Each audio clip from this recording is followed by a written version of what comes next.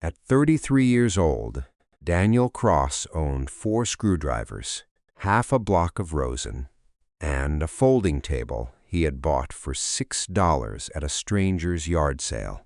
3 years earlier, his name had hung in gold letters above a workshop door that turned away more clients than it accepted. Now, he mended instruments other repairmen wouldn't touch, for whatever coin strangers dropped into a coffee can marked $5 minimum. 6 weeks from this morning, the guild would hold the hearing that was meant to bury him for good. Daniel had exactly 42 days to find a way to take their verdict apart, piece by piece, before he lost the only thing he had left. But that was 6 weeks away. Right now, a man who quits does not sharpen his own tools in the rain. The rain came down in short, hard bursts on the tarp over his table, the kind that sent every other vendor home early. Daniel stayed. A man who quit would have packed the toolbox an hour ago and called it a wasted morning. Daniel didn't. The violin on his bench was a student model, laminate top, purfling cut by a machine and cut badly. The kind of instrument most luthiers wouldn't bother opening for a woman who could only pay $3 and asked him not to fix it properly, just to make it playable by Friday for her daughter's recital. A man who quit would have grabbed contact cement and sprayed the seam shut and called it done in 4 minutes. Daniel set the soundpost instead, with a tool he had ground down himself from a discarded knitting needle, easing it a fraction of a millimeter at a time, listening for the exact moment the tone stopped rattling against the plywood and started to breathe on its own. He had already reset the seam along the lower bout once, and he was letting the glue cure fully before testing it again.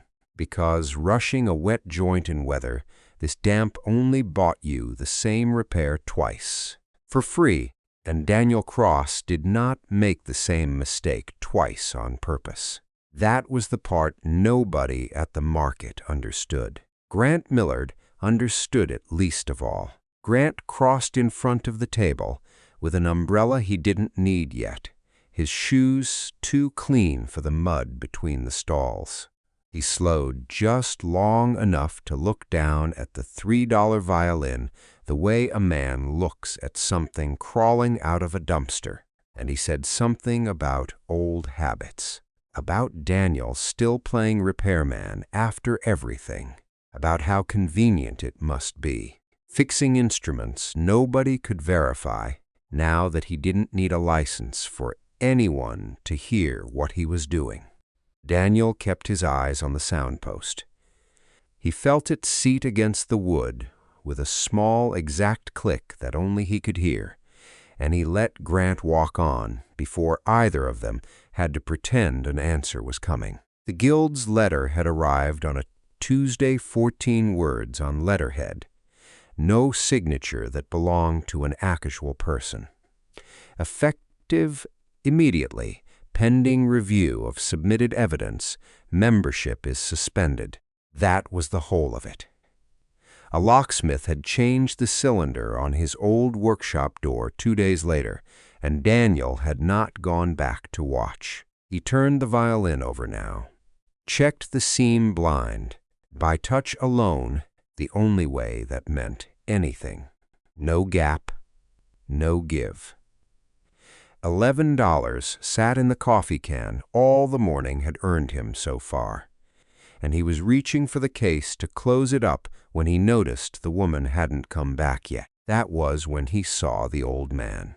The man stood at the far end of the row, near the shuttered fish stall, not moving the way everyone else in the market moved, weaving and haggling and checking their phones.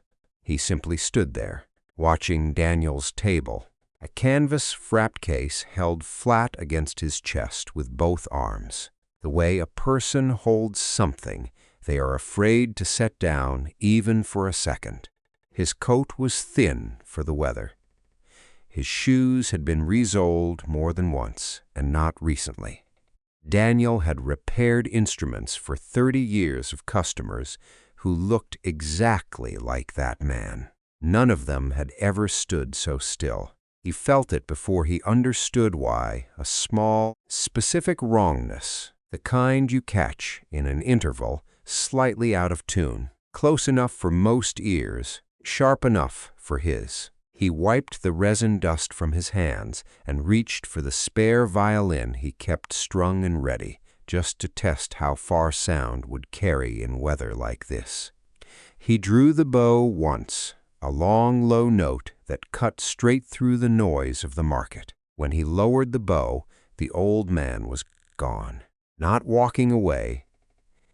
Gone, the way a held breath disappears the second you stop holding it, leaving nothing behind but the space where it had been. Daniel scanned the row twice. No canvas case, no thin coat, nothing but a stranger haggling over eggplants where the old man had stood 30 seconds before. He set the bow down slowly. I know what I saw. The knock came just after 9 that night. 3 soft raps against the plywood door of the storage shed Daniel rented behind the market. The kind of knock belonged to someone who wasn't sure they had the right to knock at all. The old man stood under the single bulb by the door, the same canvas case pressed flat against his chest, rain running off the brim of a hat too thin to keep any of it out. He didn't explain where he had gone that morning, or why he had vanished the way he had.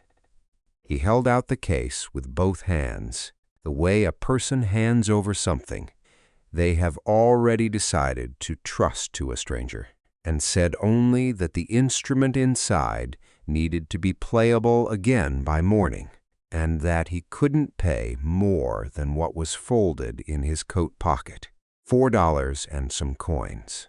Daniel had every reason to say no. It was late. The rain hadn't stopped.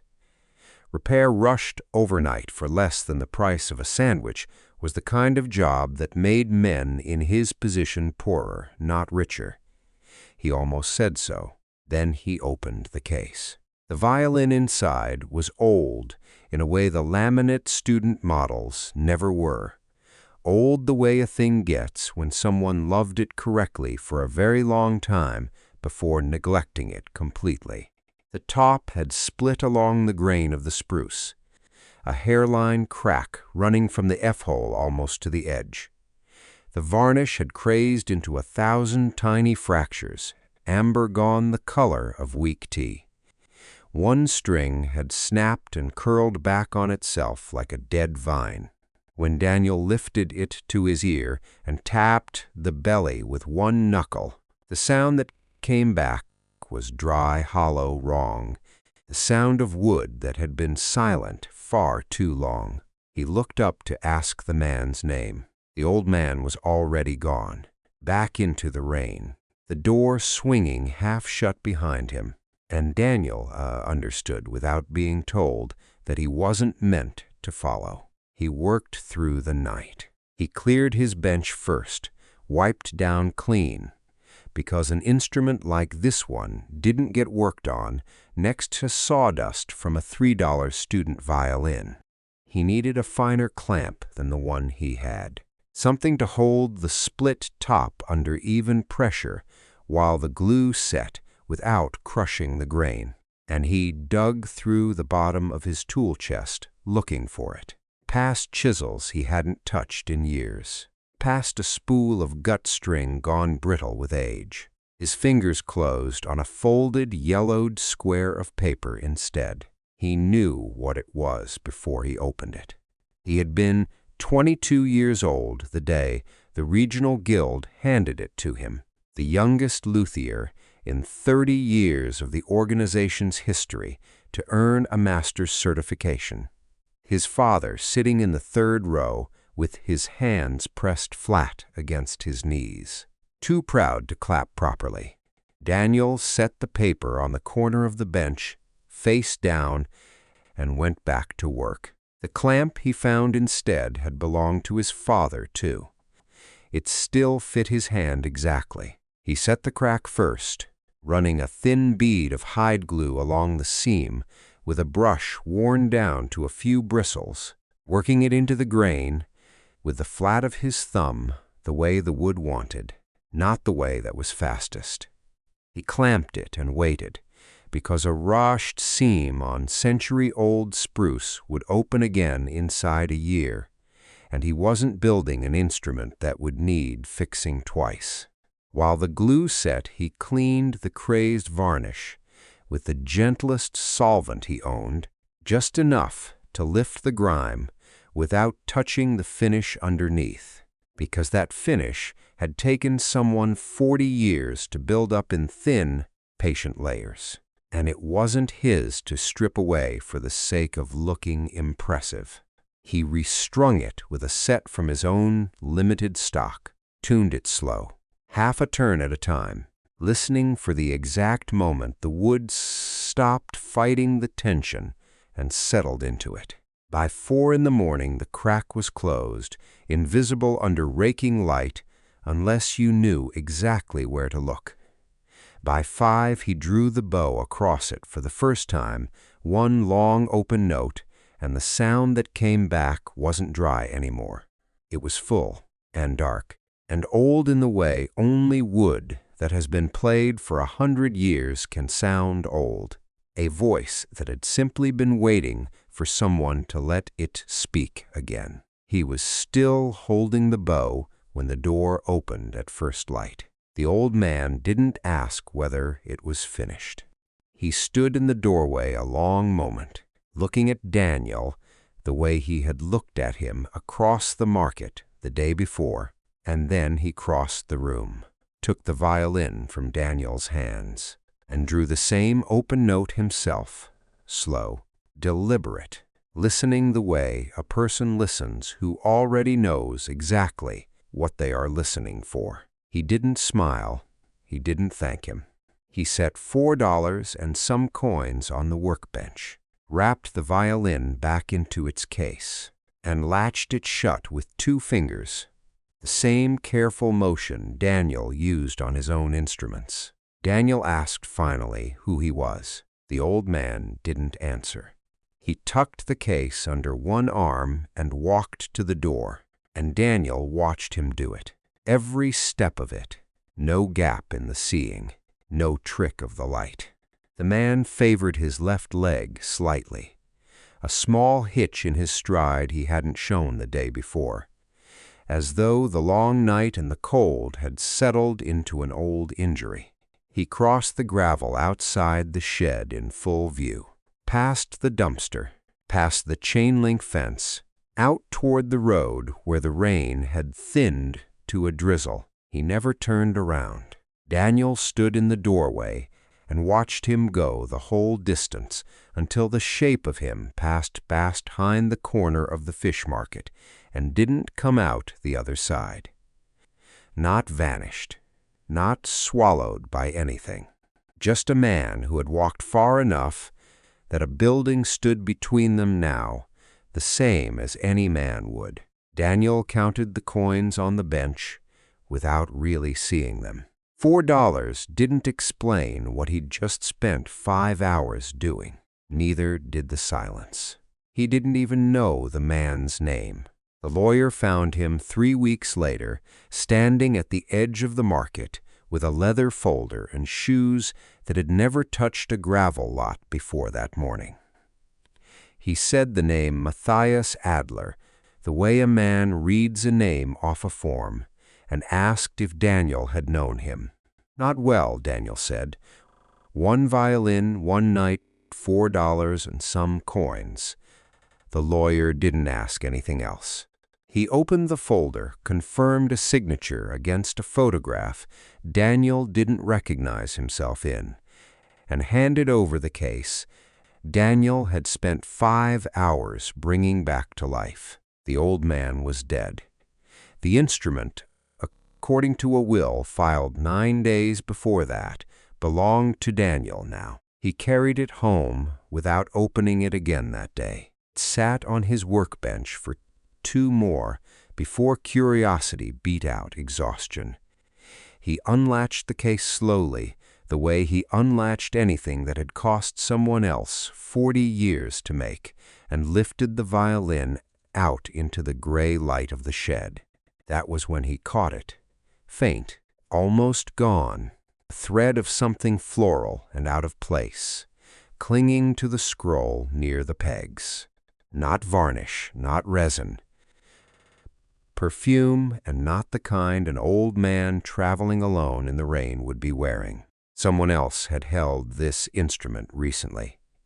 Someone who wasn't Daniel and wasn't Matthias Adler. He set the thought aside the way he set aside most things that didn't have an immediate answer, and turned the violin toward the light to check the seam he'd closed weeks ago. It had held.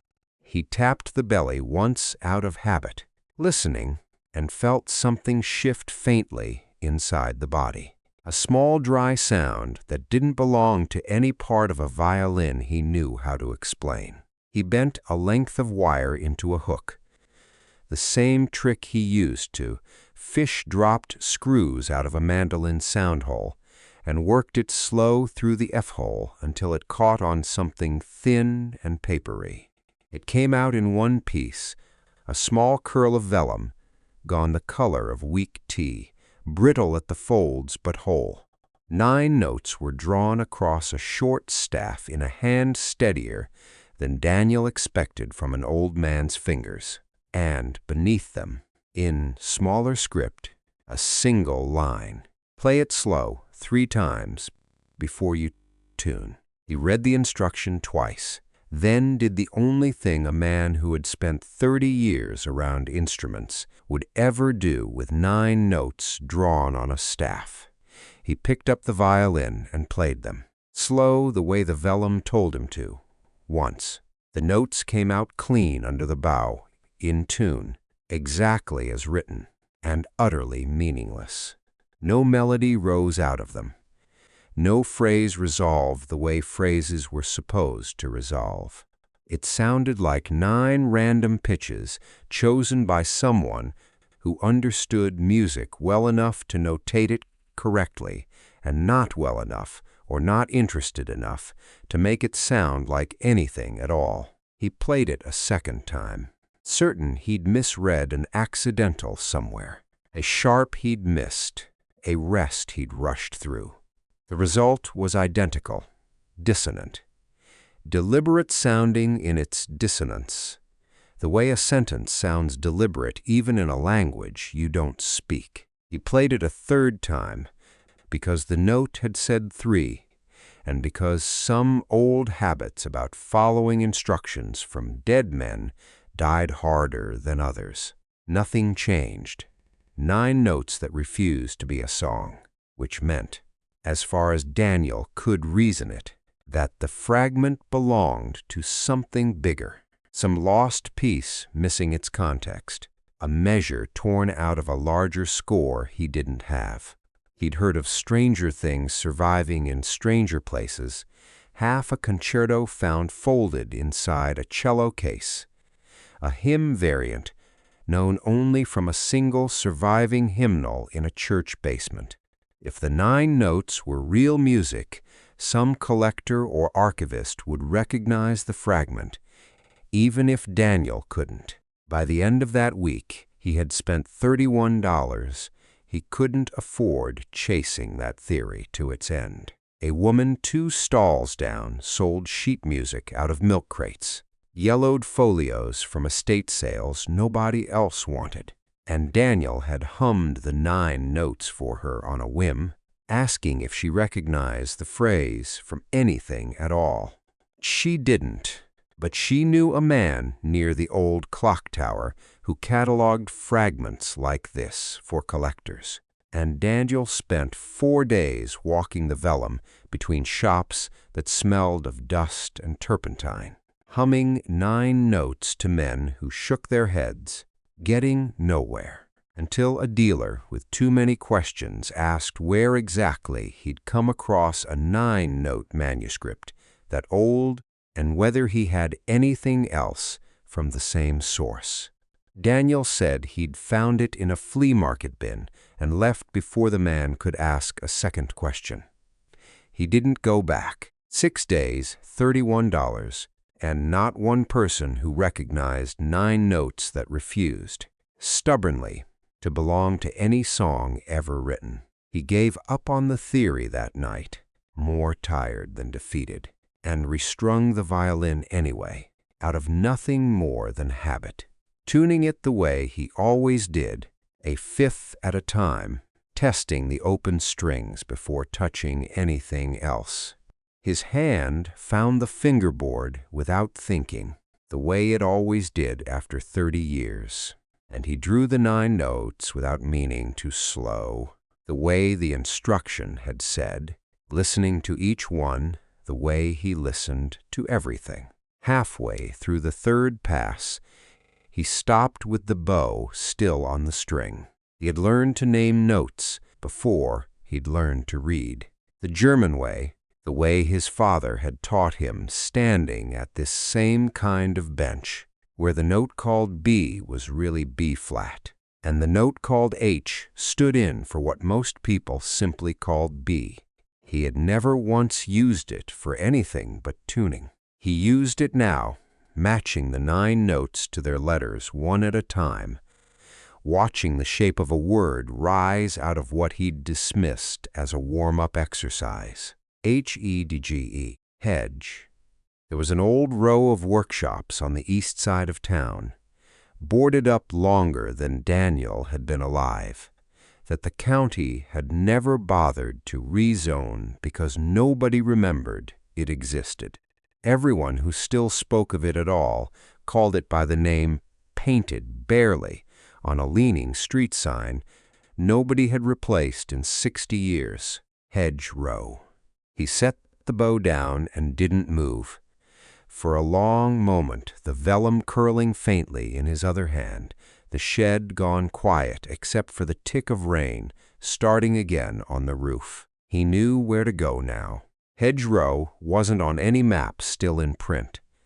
Daniel found it anyway, tucked behind a lumber yard that had shut down before he was born, 6 storefronts with boarded windows and 1 street sign so faded the paint had given up trying to be a color.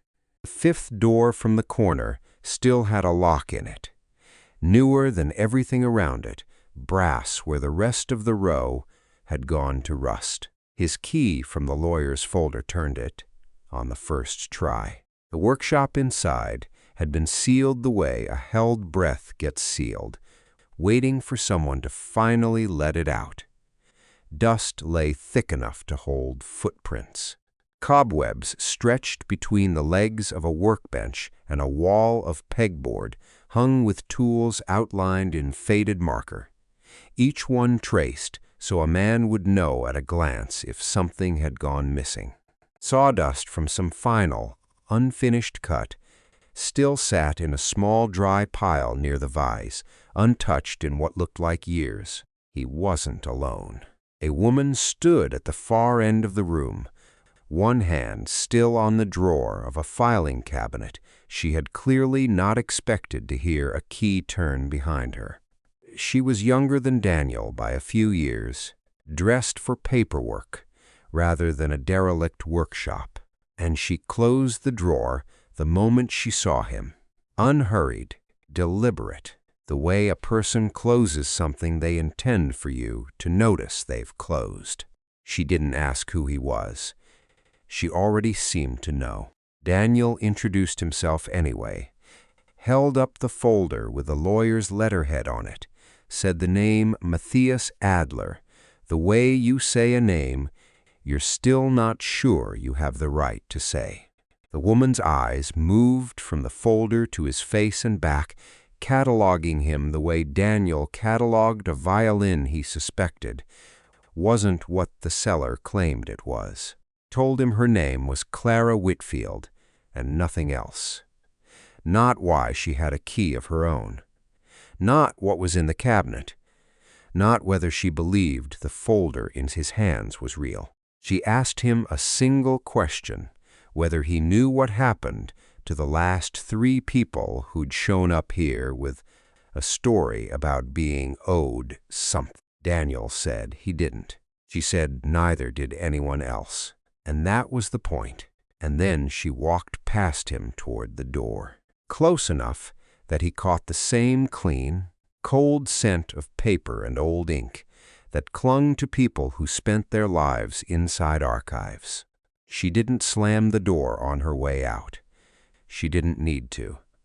The silence she left behind did the work for her. Daniel stood in the middle of the workshop a long moment before he moved again. He worked through the space slowly. After that, the way he worked through any instrument he didn't yet trust, cataloging before touching. Woodstock leaned in one corner, spruce and maple gone gray with dust but sound underneath, the kind of tone wood that cost more than Daniel's monthly rent by the board foot. A rack of clamps. A half-built violin still pinned in its mold, abandoned mid-carve. He ran his hand along the edge of the main workbench, clearing a path through the dust, and felt the wood catch under his palm, a small groove where none should have been. He brushed the dust away with his sleeve. Letters, carved shallow and deliberate into the corner of the bench, worn soft at the edges from decades of a hand resting near them without quite touching. He had been 9 years old the first time his father let him carve his own initials into a finished violin, guiding the blade so the cut wouldn't run too deep and split the grain, telling him a man's name in wood outlasted almost anything a man could say out loud. He didn't finish the thought. A voice behind him, unfamiliar, asked if he was buying or selling. The man in the doorway wore a canvas jacket that had seen more scrap yards than workshops, and he didn't wait for an invitation before sizing up the wood stock in the corner the way Daniel sized up instruments. He said he bought out estates like this all the time, tools, timber, whatever a dead man left behind that his family didn't want to deal with, and he could have a truck here by Friday. Cash on delivery. No questions about paperwork Daniel might not have sorted out yet. He named a number.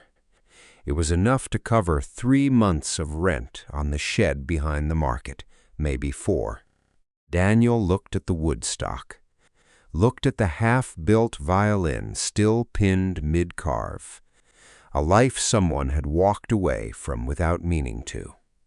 His hand was still resting on the corner of the workbench, on the worn groove of a name he hadn't finished reading. He said he wasn't selling.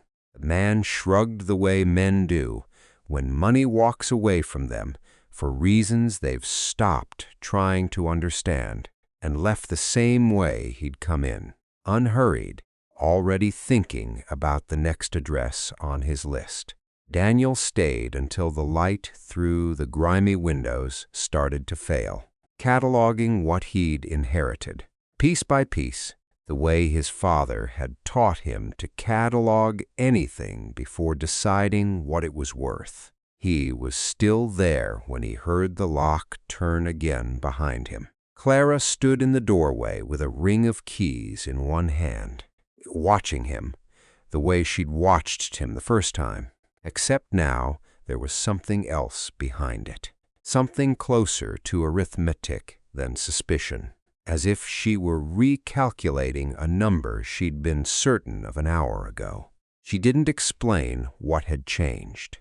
She only said 5 words before she turned and pulled the heavy door shut behind her, the lock clicking into place, leaving the space to Daniel, the dust, and the dead man's tools. Not yet, but I'm watching.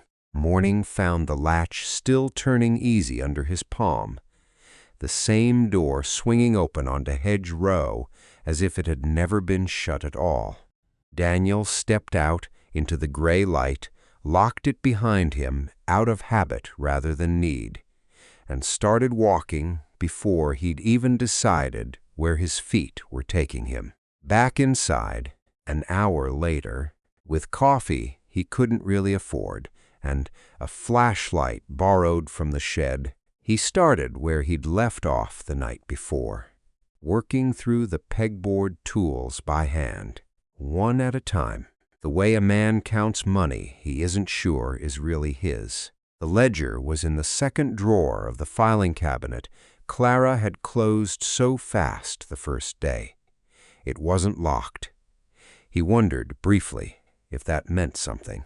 The leather cover had gone soft at the corners from 40 years of hands opening it the same way, and the first entries were dated before Daniel was born. Ink faded to the color of weak tea, a hand that started out steady and only grew steadier with age.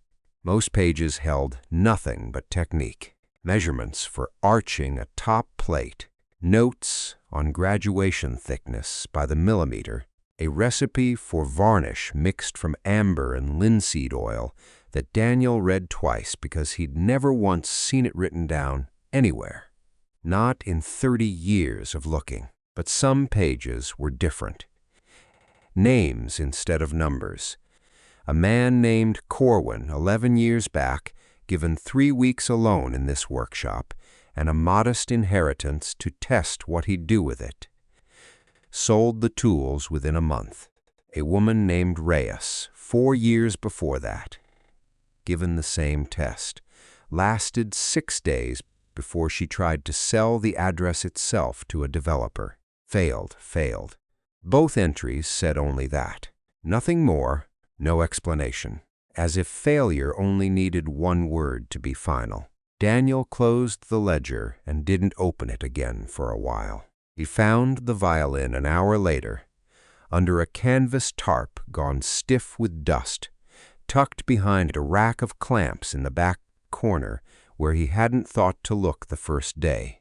He lifted the tarp slow, the way you lift anything you suspect might be worth more broken than whole, and the wood underneath caught what little light came through the grimy windows and threw it back in a pattern he recognized before he understood why. Flamed maple, the grain rippling across the back in tight, even waves, the kind that only came from a handful of trees felled centuries ago in a handful of forests that didn't exist anymore. He didn't touch the strings yet. He found his smallest flashlight first, angled it through the F-hole, and read the label glued inside the body the way he'd read 100 labels before, checking for the things forgers always got wrong: the spacing, the ink, the exact curve of a letter nobody alive had been taught to write that way in 100 years. Everything about it was right. He sat with that for longer than he meant to. The appraiser came 2 days later, an old acquaintance from his guild years who still answered Daniel's calls even after the letter with 14 words on it, and who agreed to look at the violin only on the condition that nobody know he'd come. He didn't say much while he worked, turning the instrument under a jeweler's loupe, tapping the plates, measuring the scroll against photographs on his phone that Daniel didn't ask to see.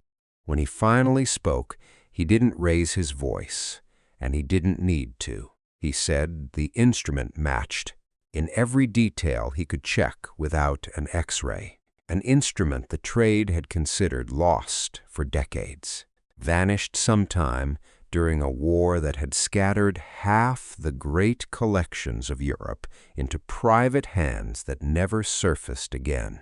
He said a conservative estimate, pending full authentication, put the value somewhere north of $11 million. $11,700,000 if the auction houses were still hungry for this kind of story. He also said, quieter, that Daniel should tell exactly no one. And that word traveled faster in this business than anyone wanted to believe. And that the moment it got out, every collector, dealer, and opportunist within 500 miles would know his name and where to find him. By the following afternoon, someone already did. Card had been slid under the door of the shed behind the market. Plain cream stock, no letterhead, just a phone number and 4 handwritten words asking Daniel to call regarding an item of mutual interest. He didn't recognize the number. He didn't call it either, not yet, but he kept the card in his pocket for the rest of the day, and it seemed to weigh more than a piece of paper had any right to. Clara found him back at Hedge Row that evening, on his knees beside the workbench, sanding a replacement peg by hand, because the ones that came with the violin had gone brittle with age. She didn't announce herself. He only knew she was there when a bottle of water appeared on the corner of the bench beside his elbow. Set down without a word. The same faint floral trace he'd caught on the scroll weeks earlier drifted past him as she moved, gone before he could be sure of it. The kind of thing a man only half believes he's noticed twice. And when he looked up, she was already halfway back to the filing cabinet, not quite meeting his eyes. As if leaving it had been an accident she wasn't ready to explain. She didn't say anything else that night. She didn't lock the door on her way out either. The appraiser's silence hadn't lasted 3 days. Word moved through the trade the way it always did, quietly at first, then all at once. And by the time the regional guild called an emergency session to examine the instrument formally, half the craftsmen in the county already knew a name they hadn't spoken aloud in 3 years. Daniel carried the violin to the meeting himself, case in both hands, because he wasn't about to let anyone else be the one holding it when the questions started. Questions started before he'd even set it down. A man Daniel didn't recognize, introduced only as an independent authenticator, brought in for a second opinion, examined the violin under lights, bright enough to bleach the color out of the room.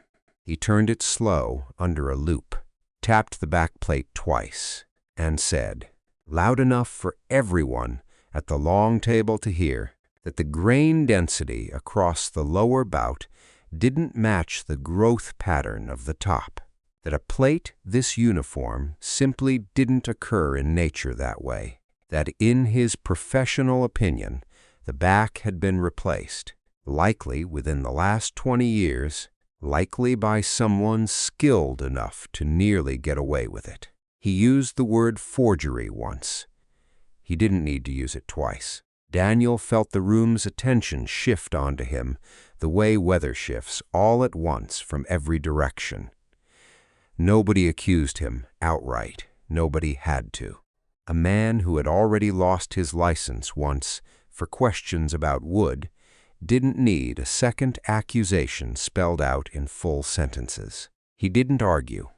He couldn't. Not with anything the room would accept as proof. Not standing in front of men who had spent 3 years believing the worst about him already. He picked up the case when the session ended, said nothing to anyone on his way out, and drove back to Hedge Row with both hands tight on the wheel the whole way, though he couldn't have said afterward what he'd been afraid of hitting. He set the violin on the workbench and didn't touch it for a long while. Then he caught the smell. It came off the back plate, faint but wrong. A sharp, spirit-thin note underneath the wood, quicker to fade than the deep amber warmth of everything else on the instrument. It was nothing like the rich, resinous smell of the varnish on the top, the kind of smell Daniel had grown up around before he'd grown up around anything else. He'd know his own father's varnish blind in a dark room. This wasn't it, and it wasn't old, and it wasn't the varnish Matthias Adler had used on the rest of the instrument either. It was newer, a spirit varnish, not an oil one, the kind you reached for when a seam needed to set fast, not the kind you used when you had 40 years to wait. The kind of finish a careless restorer might use on a repair meant to be invisible to everyone, except the one person alive who still remembered the original recipe by smell alone, which meant the back hadn't been forged. It had been repaired. He pulled the ledger from the second drawer with hands that weren't quite steady, working backward through the years, past the failures, past the names, until he found an entry from decades earlier. The ink fainter here, the hand slightly less certain than in the pages that came before it. Matthias had written about a fall, a shelf giving way in a storm, a back plate cracked clean through on an instrument he refused to name. He'd written about repairing it himself over 6 weeks, matching the density as closely as 40 years of experience allowed, and about sealing the seam with a varnish blend he'd developed specifically because the original amber formula wouldn't bond cleanly to a repair that fresh. He'd written the formula down. Linseed oil, dammer resin, a trace of dragon's blood pigment to match the tone. Measured in proportions Daniel had never seen written anywhere else in his life.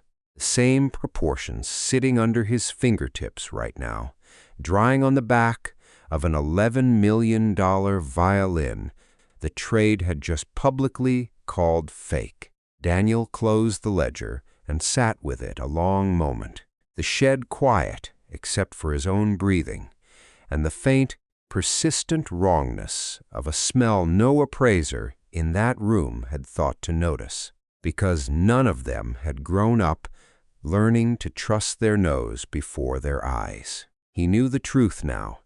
Nobody else in that room did. He said it out loud anyway, to no one, just to hear how it sounded.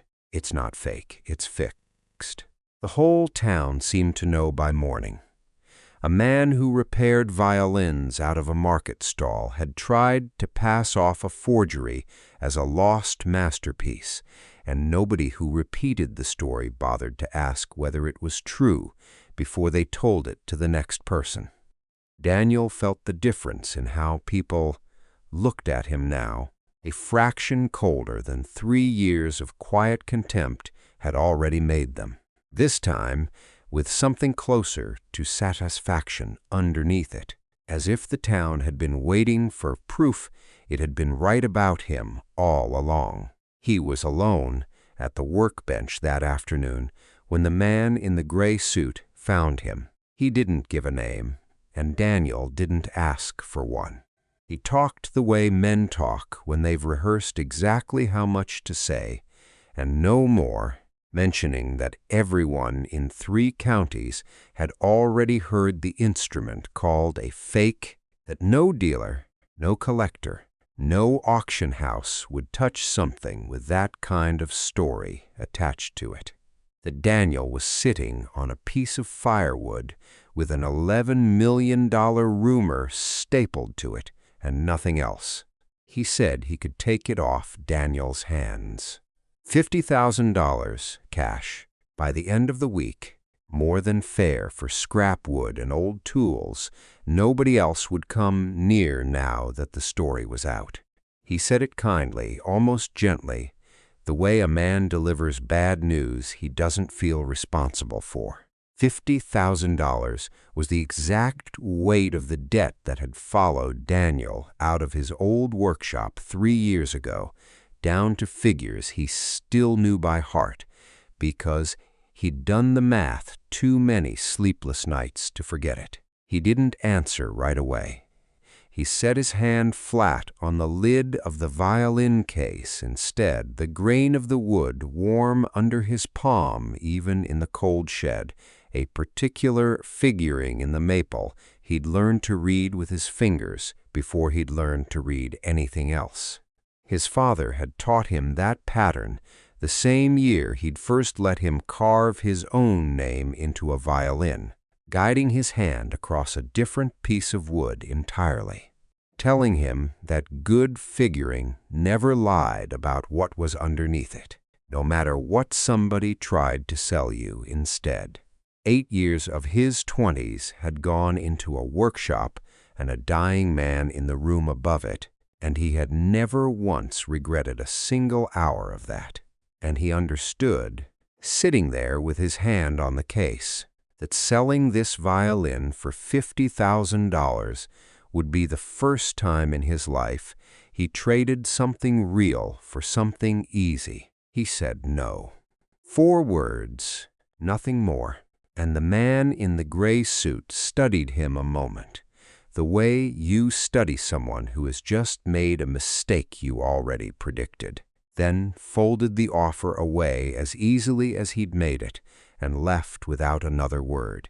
Daniel sat with his hand still on the case long after the shed had gone quiet. He went looking for Clara that evening, because if anyone could tell him how to prove what he already knew about the varnish, it was someone who'd spent her life around the guild's records instead of its politics. The hedgerow workshop was empty when he checked it, so he tried the guild's administrative building instead, a squat brick office 2 blocks from the hearing room where his name had been dragged through the mud 2 days earlier. Clerk at the front desk told him Miss Whitfield was in a meeting and couldn't be disturbed. Daniel said he'd wait. He was halfway down the hallway toward the water fountain when he heard Victor Lang's voice through a door, left open just wide enough to leak sound into the corridor. Low, unhurried, the tone of a man who has never once had to raise his voice to be obeyed. Daniel stopped without meaning to. He caught fragments only, nothing whole, a mention of a hospital, a balance still owed, the scrape of paper being pushed hard across a desk. Then, clear enough to cut through everything else, a single sentence. Get rid of it, and none of this ever happened. The door swung open before Daniel could step back. Clara came out first fast, a stack of papers pressed flat against her chest with both arms the way she'd once held a canvas case across a market stall, her eyes red-rimmed in a way she clearly hadn't expected anyone to see. She saw Daniel standing there and stopped for exactly 1 second, long enough for something to pass over her face that he didn't have time to name before she looked away from him entirely. She didn't explain.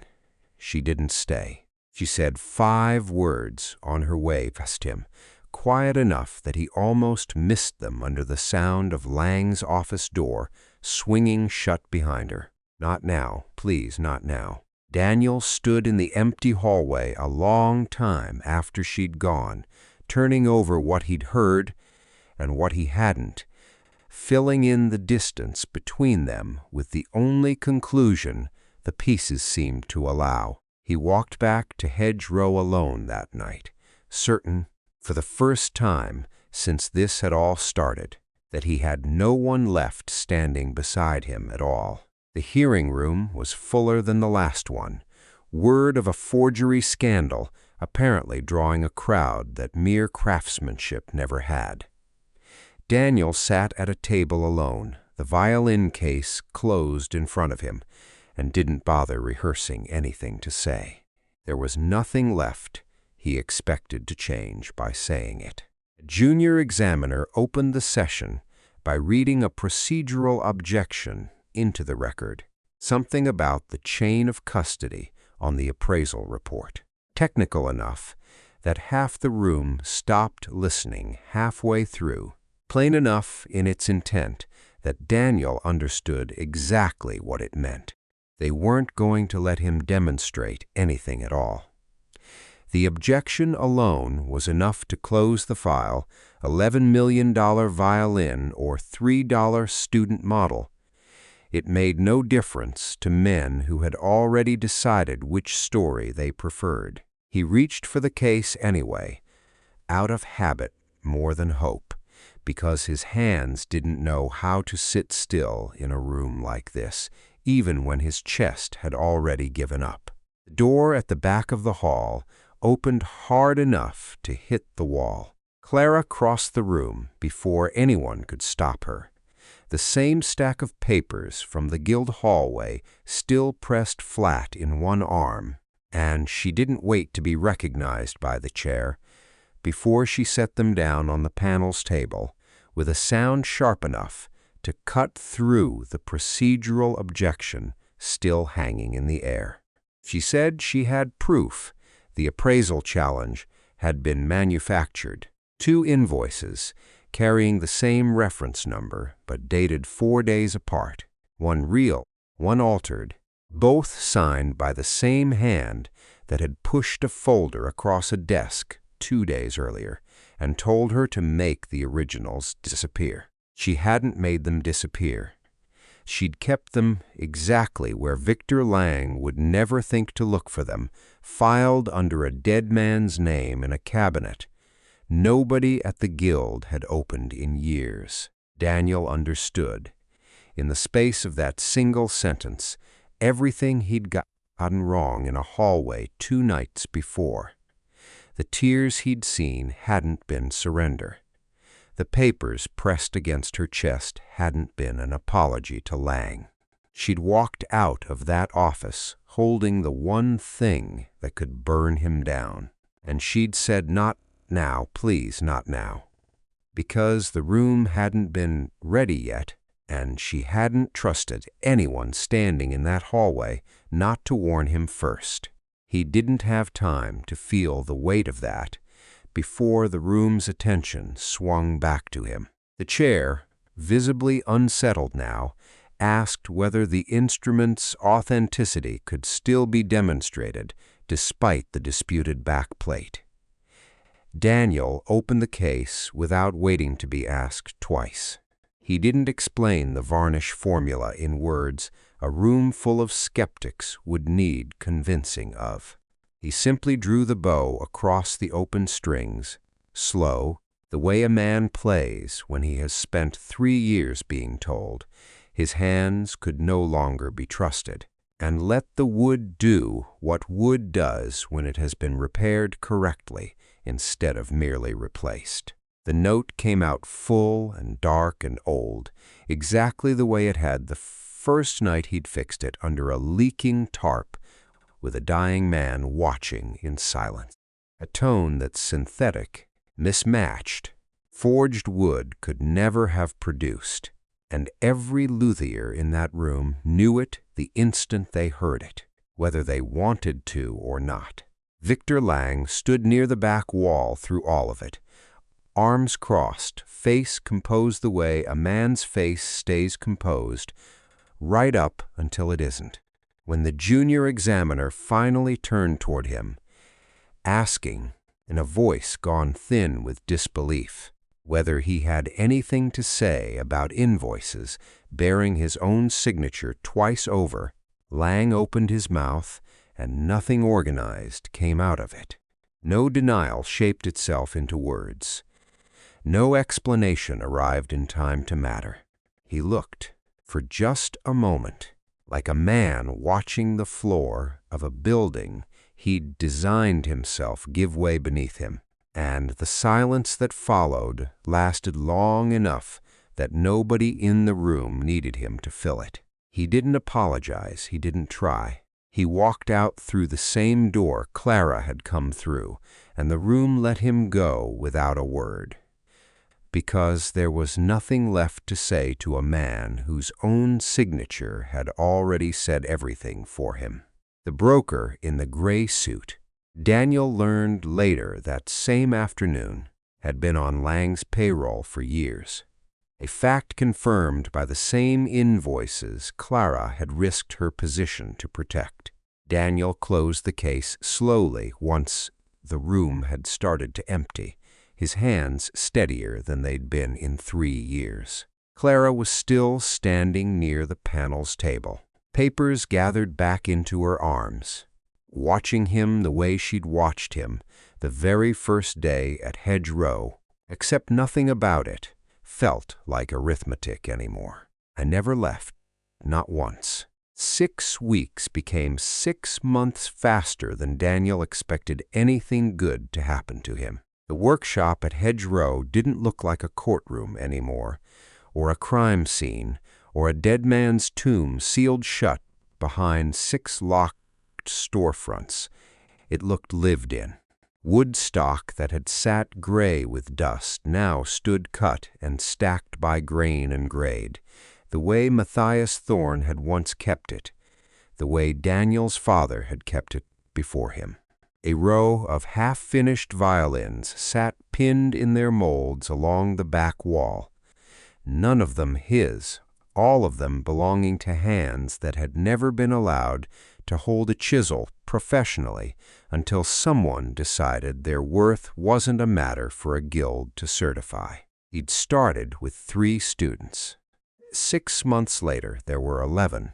Most of them, men and women the trade had discarded the same way it had once discarded him. A woman who'd apprenticed for a decade without ever earning a title. A man in his 50s who'd built furniture his whole life and only ever dreamed about instruments. A kid barely out of his teens with steadier hands than half the licensed luthiers Daniel had ever met. None of them paid tuition. The line of credit he'd secured against the authenticated instrument, the paperwork still winding through 3 different institutions under Clara's watch, hadn't gone toward a single thing Daniel owned for himself. It had gone toward lumber, toward tools, toward rent, on a building the county could no longer pretend didn't exist. The violin itself sat in a glass case near the front window, not locked away in a vault, the way half the collectors who'd called that spring seemed to think it belonged. Students touched the glass on their way in every morning, the way you touch something for luck without quite admitting that's what you're doing. Grant Millard had not shown his face at Hedge Row once in 6 months, though Daniel heard, secondhand and without much interest, that the man now told a shorter story at the market than the one he used to tell. Clara worked from what used to be the filing cabinet's corner. Though the cabinet itself had been replaced by shelving she'd built herself under Daniel's supervision. Badly at first, better with every week. She'd left the guild 2 months after the hearing, once the formal inquiry into Victor Lang's forged signatures had run its course and taken his position down with it. She managed the workshop's records now, the students' progress, the provenance paperwork, on an instrument that still made auction houses call twice a month, asking questions nobody in this building intended to answer. Daniel found her some evenings sitting exactly where she'd stood the first day he'd walked in, keys still in one hand out of a habit she hadn't quite broken, and some nights neither of them said anything about it at all, because nothing about the quiet between them needed explaining anymore. On a Tuesday in late autumn, with the shop empty and the light going gold through the grimy windows, the way it had the very first day he'd found this place, Daniel took a scraper to the sign above the door. 60 years of weather and neglect had sealed the varnish into something thick and cloudy, hiding whatever had been painted underneath it since before Daniel was born. He worked slow, the way he worked everything, easing the blade under the old finish a fraction at a time, careful not to gouge the wood beneath. Letters came up out of the haze the way his father's initials had once come up from under a layer of dust on a workbench 200 miles from here. hand-carved, deep, deliberate, a name Daniel hadn't known to look for until this exact moment, because Matthias Adler had never once, in 3 days, 3 weeks, or 3 years, told anyone what to call him before he'd earned the right to hear it. Clara came to stand beside him without a word, watching the last of the grime come away under the scraper. Daniel set the tool down and looked at what 60 years of neglect had never quite managed to erase. A license can be taken in it's a single letter. A name carved in wood outlasts every hand that ever tried.